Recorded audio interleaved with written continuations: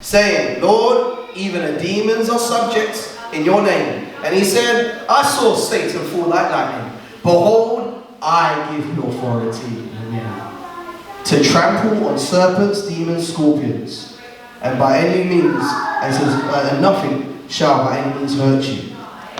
What I mean by everyone here, we can have keys to breakthrough, man. Prayer is one of our keys. Matthew chapter 16 verse 19, I will give you the keys of the kingdom. Whatever you bound on earth will be bound in heaven, and what you loose on heaven will be loose, and loose on earth will be loose in heaven. We can bind, amen, wicked things that's taken place. We can bind anxiety, bind depression, bind things that are assaulted, but also loosen breakthrough, loosen faith, amen, loosen miracles. But we have to realize that, amen, God has given us authority. Imagine everyone had a £50 note in their pocket, but you didn't know it was there. And because you're not aware of it, you don't use it. And as a similar to the authority, you and I, we are given power to bind wicked things of the enemy. And you and I can have the victory. Let me close finally with the abundance.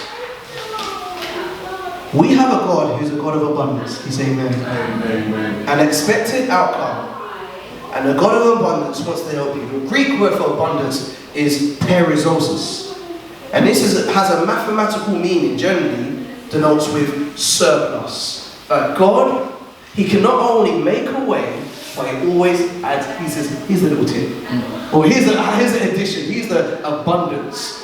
The God who can open doors and do more than you even think or imagine. Everything you need and more. Key things you can bring abundance is fruitfulness. Jesus can turn a barren life to fruitfulness, amen. He can give you souls, fruitfulness in character, through the fruits of the Spirit, finances. Deuteronomy chapter 28 verse 12. The Lord will open to you a good treasure and the heavens to give you rain in the land in its season, to bless the works of your hands. You shall lend to many nations and not borrow. He can also set you on fire. Maybe you feel like you've lost your flame. You're consistent, you're on fire, you're doing great things for God. And you lost your spiritual stamina. Do you know the good news? You can be full of life again. Can you say amen? You can overflow with encouragement. You can step out and your life can make impact. Charles Spurgeon, he said this quote. He said, life is a matter of degrees. Some have life, but it flickers like a dying candle, as is distinct as a fire of the smoking flax, but it's full of life and bright and vehement. You might be like a dying candle right now, but God can turn you to a vehement fire. Well, you know what? There's something about my brother's life, man. And you know what? I want to be around him. There's a flame. God can unlock that potential in your life. Can you say amen? Gifting. He can also give you favor. God can open doors and supernatural favor beyond human capability. Jesus said in Luke chapter 2 verse 52, Jesus increased in wisdom and stature, favor with God and favor with men. You know one of the biggest keys that God has given to me in my life? It's not these keys here. People. People. God can give you people which are key. This is why how you treat people is very, very important. But you know how you can be entertaining angels. So many people have spoken to my life and been a blessing. Converts, people to encourage you on a journey. One person says, how? There was a turtle was sitting right on the top of a fence. And someone said, I don't know how that turtle got up there, but I know it didn't get up there by itself. And this is a key. You understand? Oh, I can just come, and this is me and Jesus. Listen, we need each other. Can you say amen? Amen. Keys to revival. God has put you in a family and a fellowship. But if you're on a fight, I'm with you. Can you say amen? Amen. Keys that we can see, amen, God move in each other's lives. And he can also open people's hearts. Some people, before their heart is hard, full of pride. God, what can you do? Jesus has the key. I know. He can turn hearts, even as right now. The keys to this abundant life. And Jesus says, I will give you life and life more abundantly.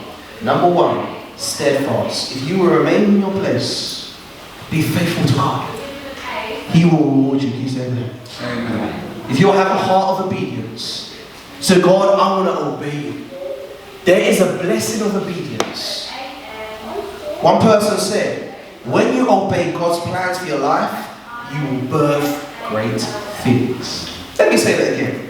When you obey God's plan for your life, you will birth great things. Something will birth in you. Here's Sarah. She's laughing, thinking, who has the keys to me having the promised child? But she remained faithful.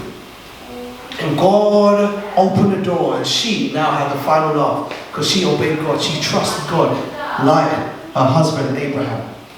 And maybe your heart, you've lost heart, you face disappointments, failed morally. The good news is, guess what? You can always start again with Jesus. Amen. A heart that trusts. He has all the keys that you need. I'll close a final story. Please bear with us. My upside down statement. Okay. A missionary was on furlough. This is a true story. He was visiting his home church in Michigan. While serving a small field hospital in Africa, every 2 weeks he used to travel by bicycle through a jungle on a nearby city for supplies. On the journey, for 2 days, he required camping overnight, and he was at a halfway point. So on these journeys, he'll arrive at a city, and he'll collect money from the bank, buy medicine, supplies, and then he'll go back to this field hospital. So he's out in Africa, he's a missionary, he's going through the hospital and back. But upon arrival in the city, he saw two men fighting. One of them was seriously injured. And so the man said, you know what, I'm going to help this man. So he helped the injured man, and at the same time told him about Jesus. Then he travelled another 2 days, camping overnight. He arrived at his home without incident. 2 weeks later, he repeated his journey. Upon arriving in the city, he was approached by a young man who he treated. He told me he had known that I know he was carrying money. And I know you've been carrying medicines. And he said, some of my friends allowed you into the jungle knowing that you're going to camp overnight. We plan to kill you. We plan to take your money and the medicines. So just as much we was going to go into the camp and kill you, we saw you surrounded by 26 guards. And the man laughed and said, I've been alone in this jungle all this time. And the young man pressed, no, sir. You are not the only person. You had 26 guards. And my 5 friends saw the 26 guards. We counted them all with our hands. And because of that, we were afraid and we left you alone. Later on, this pastor put this in the sermon. He says, one of the men in his congregation jumped to his feet and interrupted the missionary as he's telling people about his story. He said, could you tell me the exact day this happened? He told him the exact day. He told him the date, and then another man said, guess what? On the night of this incident in Africa, there was a morning I was prepared to play golf. I was about to put them and get my putt, felt the urge to pray for you. In fact, the Lord was urging me so strong to pray for you, and I called men together in the church, and all these men gathered together, and we were standing praying, and the men in the church stood up. All the men who stood up was praying. The missionary wasn't concerned about who they were, and the missionary says, how much men? 26. Wow. The 26 men who stood up to pray at a particular time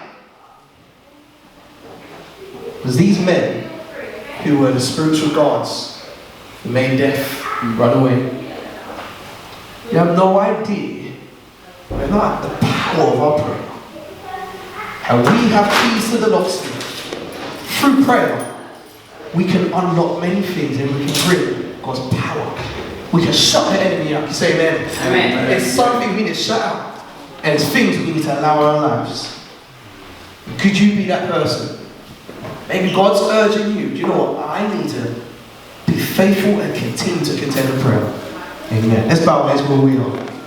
The locksmith, Jesus Christ. I want to keep this very short as the altar. I want you to spend so much time with Christ. Maybe you're here. God has been really speaking and ministering to your life. You're not where the Lord wants you to be, but I have some good news. He can open the door to life for you again. Open the door to your faith. He can encourage you. He can reinvigorate you today. And maybe you say, you know what, Lord,